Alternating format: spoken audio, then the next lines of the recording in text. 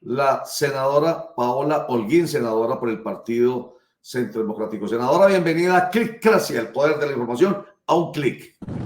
Buenos días, doctor Roger. Un saludo para usted, para sus compañeros y todas las personas que nos ven a esta hora. Le pido excusas, pero me tocó en el carro porque ya vamos a un desayuno en la ANDI para el análisis de las reformas que están en el Congreso. Entonces, solo tenía como esta oportunidad. Muchas gracias. Sí, señora, mil gracias a usted precisamente por sacar el rato. Gracias a las nuevas tecnologías de la información y las comunicaciones se puede hacer esto. No, mil gracias. Bueno, senadora, hemos estado hablando desde muy temprano sobre el 6M, este día, 6 de marzo, el día de las marchas. Ayúdenos usted, porque estamos en ese propósito, a entender la razón de esta marcha y lo que se quiere lograr. Yo creo que hay múltiples razones. La primera es, hay una ciudadanía que no está de acuerdo con el planteamiento de las reformas actuales del gobierno. Hay muchos ciudadanos que estamos muy preocupados por el tema de la reforma a la salud. Hemos dicho, el sistema de salud en Colombia es perfectible, hay unos temas que hay que corregir, pero no creemos que el mecanismo sea destruir lo que se ha avanzado a lo largo de estos 30 años más o menos que lleva el nuevo sistema.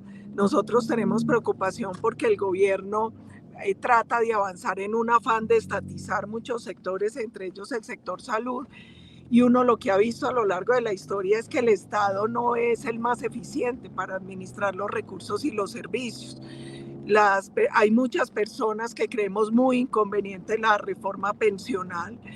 No nos parece bien que los recursos que son un ahorro del ciudadano que ha pagado con sus años de trabajo hoy queden en riesgo porque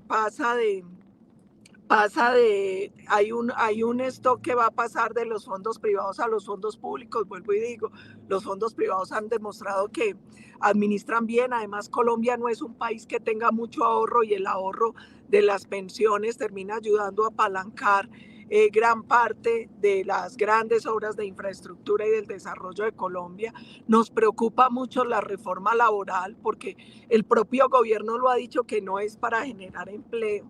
El informe del Banco de la República dice que calcula que se destruiría más de 400.000 empleos con la reforma. Entonces, en un país que necesita empleo formal, esa no creemos que sea la vía, y de hecho, por ejemplo, organizaciones como la CGT van a marchar hoy porque tienen desacuerdo, por ejemplo, con muchos temas de la reforma, con que se acabe el contrato sindical, con que se acaben los pactos colectivos y se acabe la libertad que los sindicatos han tenido hasta ahora en Colombia. Yo creo que otros sectores van a marchar angustiados por la inseguridad. Nosotros hemos visto que bajo ese lema de paz total hay un debilitamiento de la fuerza pública y un control cada vez mayor por parte de las estructuras criminales. El informe de la Defensoría del Pueblo, que hace un análisis sobre la expansión del ELN, la FARC, el Clan del Golfo y otras estructuras criminales, evidencia cómo cada vez tienen más control de más municipios en el país. Otros seguramente van a marchar contra los escándalos de corrupción de este gobierno y contra esa idea de acabar, de creer que, lo dicen los propios ex ministros y directores del gobierno Petro, que hoy el Consejo de Ministros es un consejo de activistas. Hay sectores muy técnicos que requieren capacidad técnica para el manejo y la toma de decisiones, y yo creo que muchos colombianos tienen angustia porque hoy prima la afinidad ideológica sobre el criterio técnico. Entonces yo me podría quedar enumerando 1000 razones por las que muchos colombianos decidimos hoy salir a marchar, además con una cosa clara. Primero, que para cualquier ideología, para cualquier ciudadano, la marcha pacífica es un derecho. Y en eso yo quiero ser clara, es un derecho, pero no es un derecho absoluto. El derecho a reunirse, a protestar, a marchar, no es un derecho que te permita pasar por los derechos de los demás. Es un derecho además que tiene unos claros elementos, y es no puede haber violencia, no puede haber violación de derechos de los ciudadanos que no quieren marchar, hay un montón de elementos. Yo creo que nosotros, cada que hemos participado, acompañado estas marchas ciudadanas, lo hemos hecho en orden, con tranquilidad y con un derecho que tenemos, democrático y como ciudadanos. Un saludo muy especial. Dos cositas. Una, entiendo que ustedes están a favor de algunas reformas, es decir, reformas sí, pero no así. Y dos, ¿cómo hacer entenderle a la gente que esto no es una marcha de protesta simplemente porque hoy el gobierno nacional es un polo opuesto a lo que ustedes querían para el país? Precisamente, ¿cuáles son esas dos respuestas frente a estos temas?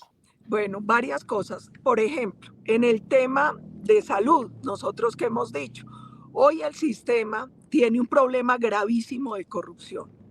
El superintendente anterior de salud descubrió en un estudio más o menos 70 formas de defraudar el sistema por parte de distintos actores, de las IPS, de las EPS, de médicos, de pacientes, de distintos actores del sistema. Eso hay que corregirlo de una vez por todas. Nosotros invertimos en salud más de 80 billones de pesos, pero hay que tener un mayor control sobre esos recursos. También tenemos que decir, antes de la reforma, Colombia tenía una cobertura en salud que estaba entre el 23 y el 25%. Pues ustedes están muy jóvenes, pero yo que tengo 50 años, a mí me tocó cuando era el Seguro Social. ¿Cómo funcionaba? Solo los trabajadores tenían derecho a la salud y era solo a través de una entidad que era una entidad estatal. Eran enormes los escándalos de corrupción y era muy ineficiente. Hoy la cobertura es del 98-99%. ¿Qué problema tenemos que corregir? Que si bien hay una cobertura casi universal, el acceso a la salud, sobre todo en zonas remotas, es muy difícil. Y eso hay que corregirlo porque nosotros elevamos a la categoría de derecho fundamental el tema de la salud. Entonces hay que ver cómo se organiza el sistema para llegar a esas zonas apartadas. Tenemos que mejorar el pago del personal de salud. En algunos sectores hay abuso en lo que debería ser el pago al personal de salud. Tenemos que mejorar la falta de especialistas, que eso debería ser un acuerdo entre el Ministerio de Salud y el Ministerio de Educación para tener un poco más de cupos que nos permita que el ciudadano no tenga que esperar tanto tiempo, por ejemplo, que para nosotros es mucho tiempo. Cuando uno hace la comparación con otros países del mundo, no es tanto.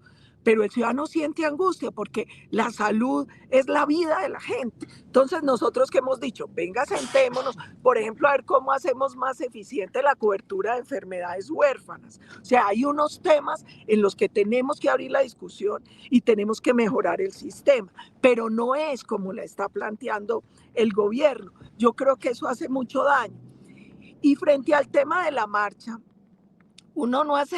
nosotros hemos procurado siempre hacer una oposición democrática, no una oposición a partir del radicalismo ideológico. Por eso siempre hemos tratado de ser propositivos. Nosotros hemos discutido 1000 veces con el gobierno este tema de salud. ¿Qué les hemos pedido? Demos el debate técnico, no desde una perspectiva ideológica, demos el debate con cifras, demos el debate con datos. De hecho, el presidente Uribe le presentó al presidente Petro un estudio, como una especie de propuesta que nosotros elaboramos, donde analizamos punto por punto la reforma del gobierno. ¿Qué problema hemos encontrado? Que nos estrellamos con una pared que no está admitiendo que demos el debate técnico, que tienen una postura ideológica donde más que buscar soluciones a unos problemas, lo que está tratando de imponer es lo que ellos creen, sin admitir un debate que, vuelvo y repito, el país esperaría que fuera técnico, que fuera basado en cifras, que fuera basado en datos, en estudios, en temas científicos. Así es. Senadora Paola Holguín, buen día, cordial saludo. Sin embargo, el sistema de salud adolece de una situación muy compleja y es el tema presupuestal. Es decir, no podemos negar la situación de muchos, no pocos, muchos hospitales, IPS, que están en quiebra porque no les pagan, y eso al final lo que redunda es un mal servicio para el usuario, porque son en las IPS donde se atienden. Entonces, ¿cómo remediar ese tema? Y otros dos complejos, el tema de los especialistas, que acceder a un especialista es muy complicado, es demasiado complicado, lo digo por experiencia propia, y el otro, el tema de los medicamentos de alto costo. Esos son tres temas que están desangrando al sistema. Sí. Hay varias cosas. La primera, frente a los recursos de salud, las EPS han insistido en algo que yo creo que es urgente y es hay que revisar la UPC. Hoy la UPC, que la unidad de pago por paciente, está como alrededor de 140.000 pesos. Tendría que, ellos lo que piden es, venga, hagamos un estudio serio y técnico. El problema también hay que decirlo, de 28 EPS, solo 5 entregaron datos. Es, con estos datos, hagamos un estudio serio de cuánto hay que ajustar la UPC. Se calcula que se tiene que ajustar en 28.000 pesos, que debe quedar alrededor de 170.000 pesos para cubrir el déficit. Entonces, y ese es un debate, mire, hay países donde la UPC se determina con todos los datos y la establecen universidades. Yo creo que es muy importante que se sienten todos los actores del sistema y con datos, porque es que esto no es inventando ni lo que yo creo, sino con datos, cuál debe ser el valor real de la UPC. Entonces yo creo que ese es un tema que hay que corregir. El tema de especialistas. Hombre, nosotros en muchos gobiernos hemos abierto la discusión. Eso no se puede volver.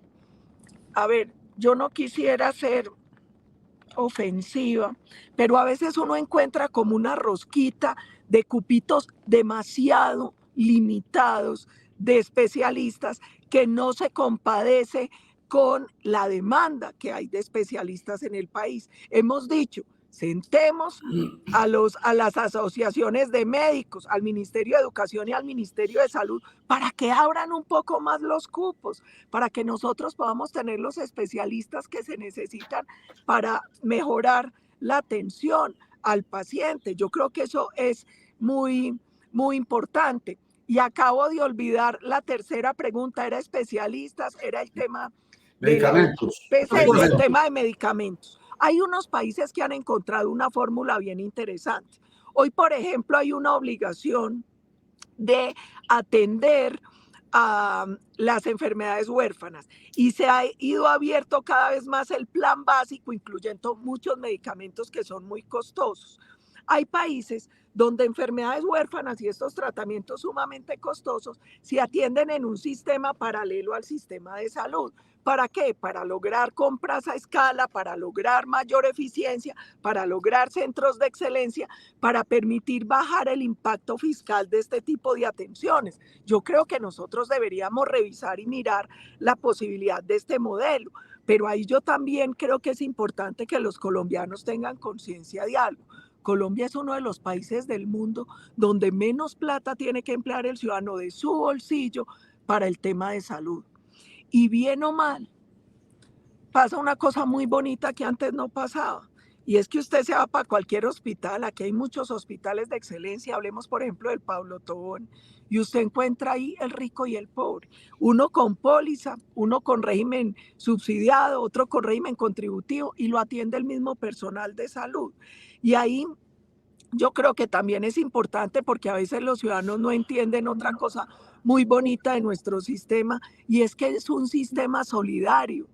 Más de la mitad de los colombianos están en régimen subsidiado, es decir, son personas que no tienen recursos y no aportan al sistema. Y más o menos el 46-47% son régimen contributivo, que somos los trabajadores que aportamos para la atención de las demás personas. Entonces, créanme, aquí hay cosas que hay que mejorar. Nosotros las hemos señalado y también hemos señalado alternativas, no para imponerlas, sino para debatirlas, con datos y con pruebas y con estudios.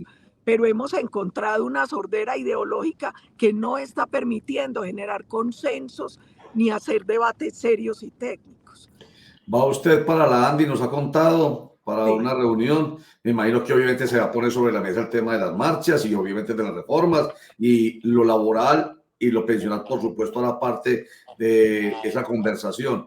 A ver qué nos puede adelantar sobre esto, qué lleva usted o qué le han dicho incluso el doctor McMaster. Venga, hablemos, senadora, sobre estos problemas para que nos ayuden desde el Congreso. ¿Qué nos puede adelantar? Hay una cosa muy importante y es que la ANDI, al igual que otros gremios en Colombia, han hecho estudios técnicos uno a uno de las reformas, con asuntos clarísimos sobre impactos fiscales, con cifras, con datos. Normalmente en estas reuniones ellos nos presentan los estudios actualizados con la información y los datos sobre las implicaciones o las repercusiones de cada una de las reformas. Se abre un debate, o un debate no, sino que se abre la posibilidad para que los parlamentarios también participemos y hagamos los comentarios sobre lo que nosotros hemos estudiado. Por ejemplo, en el tema de la reforma pensional, hoy hay una propuesta del gobierno en un sistema de pilares sobre la base de 3 salarios mínimos legales vigentes, es decir, hasta 3 salarios tendrían que ir a Colpensiones y de ahí para arriba el resto podría estar en fondos privados. Y yo se los voy a decir en paisa, yo soy muy montañera. Yo he dicho que eso es como matar el pollo aliviado para darle caldo al enfermo. Porque hoy el problema del sistema pensional está en Colpensiones, ahí es donde está el hueco, sí, no en los fondos privados. El fondo privado tiene una baja tasa de administración, ha sido eficiente, y yo también lo sostengo porque yo tengo autoridad moral. Casi todos los políticos y las pensiones altas se van para Colpensiones, porque allá es muy favorable. El problema es que esa pensión la terminamos subsidiando todos los colombianos. Por eso yo estoy en un fondo privado, porque esa es mi plata, yo la he ahorrado, la he trabajado desde los 18 años, de hecho yo ya tengo las semanas, me falta un poquitico para la edad, pero yo ya cumplí mis semanas porque desde los 18 años estoy trabajando y cotizando y está en un fondo privado. Mi pensión no me la subsidia nadie, me la administra un privado y yo lo que voy es monitoreando rendimientos, si tengo que complementar con una pensión voluntaria. Entonces lo que uno dice es, ¿por qué la solución?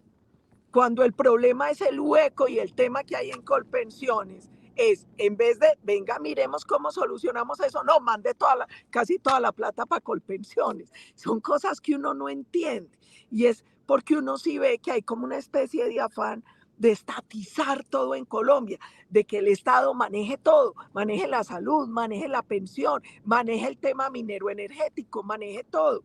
En el tema laboral, nosotros hemos hecho muchas observaciones, porque mire, uno no puede plantear una reforma laboral pensando en una Colombia que ya no existe. Hoy nosotros necesitamos un sistema laboral no con rigideces, sino flexible, porque cada vez el ciudadano trabaja distinto. Hoy uno ve muchos pelados que trabajan desde su casa en plataformas, que son programadores de software, mil cosas, y para ellos el tema del horario ni siquiera importa, porque es que el horario de ellos no es el de Colombia, sino que es el de Inglaterra, el de otro lado.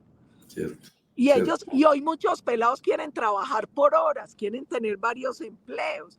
Cada vez hay más nómadas digitales. Uno tiene que tratar de entender cuál es la verdadera economía y cómo se está moviendo el mundo, porque uno no puede tener una legislación para un país que no existe, para una economía que ya no existe. Hoy todo funciona diferente. Mire, el viernes pasado, con el representante Juan Espinal, nosotros entregamos una condecoración a un sindicato, el sindicato de la compañía de empaques. Cuando llegamos allá, ellos están muy preocupados con la reforma, porque la reforma afecta mucho la libertad sindical, no permite pactos colectivos, no permite el contrato sindical. Y a uno le llama la atención porque, por ejemplo, allí llegamos a una empresa donde el sindicato hizo una negociación con la empresa a 10 años. Yo creo que es un caso único en América Latina.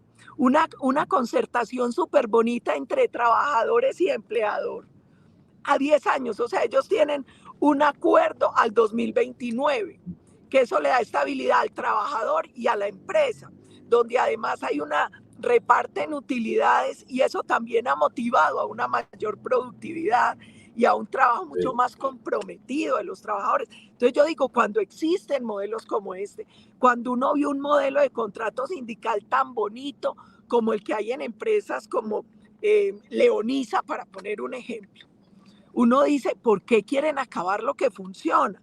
No les sirve sino el sindicato, donde hay 2 o 3 que se quedan con todos los privilegios y donde creen que el empresario es el enemigo a vencer y no entienden que es que si no hay empresa no hay empleo y si no hay empleo no hay sindicato. Ajá. Que esto tiene que ser una relación de gana-gana. Entonces uno dice, y en eso yo tengo que agradecer a los gremios, a todos los gremios, porque yo creo que todos con rigor han tratado de hacer estudios que nos los entregan a todos los congresistas. La dificultad que tenemos hoy es que lamentablemente no está siendo un debate técnico. Qué raro, senadora Paola Holguín, lo que usted acaba de contar. Se lo digo de verdad que yo me siento extrañado porque un gobierno que ha privilegiado precisamente, un gobierno de izquierda, el sindicalismo y la protesta, pues que en su reforma vaya a marchitar el sindicalismo. Rarísimo, de verdad. Ahí nos da la oportunidad a usted de jalar. Y es muy bueno, y ahí yo los invitaría a que dialoguen con sindicatos. A mi oficina fueron casi todos los sindicatos de las empresas mineras, que hablen con la CGT, con Sintra Contexa, con Sintra Empaques, porque además yo creo que en Colombia también nos han vendido una visión distorsionada de los sindicatos. La gente cree que el único sindicato es la CUT, FECODE, la USO. No, en Colombia hay mucho sindicalismo moderno, en Colombia hay mucho sindicato que no es gobiernista, que es independiente y que lo que hace es luchar por mejores condiciones para los trabajadores y por una economía que de verdad genere empleo formal. Entonces, y eso es lo que no quieren ver a veces en el gobierno, es que Colombia hoy es muy distinta. Hay que escuchar, hay que ir, hay que hablar con los sindicatos, hay que hablar con los trabajadores, porque a veces a nosotros también, y ustedes hablaban muy importante eso al comienzo, la gente se queda con un sesgo ideológico. O sea, la gente no tiene como el dato y se queda pensando que todos los sindicatos son iguales, piensan igual, que todos. Y eso no es cierto. En Colombia hay unos sectores de un sindicalismo que, bueno, yo ahí sí tengo un sesgo, pero amoroso, porque tengo muchos amigos sindicalistas y los quiero demasiado, porque yo los he visto luchar por los trabajadores, pero también los he visto entender que sin empresa no hay empleo. Perfecto. Y ahí nos da usted respuesta a una inquietud que tenemos esta mañana, porque entrevistando ahorita al ex concejal por el Partido Centro Democrático, Julio Enrique González Villa, me salió con la perlita y yo me extrañé. Ojo, Roger, no estamos hablando solamente de convocatoria de centro derecha, también hay de centro izquierda y me menciona Confederación General de Trabajadores. Y yo quedó, pero usted ya me da la explicación. Excelente. Bueno, oiga, doctora Paola, para no quitarle mucho más tiempo, agradeciéndole muchísimo la claridad de sus conceptos, el tema de la seguridad no la puedo, obviamente, no lo puedo soslayar, usted es experta en el tema. Sobre ese aspecto, ¿cuál es la bandera de esta marcha de 6M? Bueno, hoy nosotros tenemos una preocupación y es que se viene presentando un debilitamiento de la fuerza pública. ¿Por qué me atrevo o nos hemos atrevido muchos a hacer esa afirmación? Primero, porque lamentablemente este gobierno ha retirado mucha gente de las cúpulas generales, coroneles, que traían una expertise, un conocimiento acumulado, una capacidad de mando. Empezando el gobierno salieron alrededor de 60 generales y coroneles. Sacaron a más de 490 soldados profesionales. El ministro de Defensa, que a mí, se los confieso, yo llevo 10 años en el Congreso, la primera vez que va un ministro de Defensa a pedir reducción del presupuesto, fue a pedir una reducción en 800.000 millones de pesos, cuando ese es un sector que demanda tantos recursos. Uno ve que no hay actualización de la flota. Uno se preocupa cuando escucha, por ejemplo, al presidente Petro decir se suspende la compra de armas a Israel, cuando Israel es uno de los principales proveedores de Colombia. De hecho, Colombia en los últimos años ha sido más o menos el cuarto comprador de tecnología en temas de seguridad y defensa para ese país.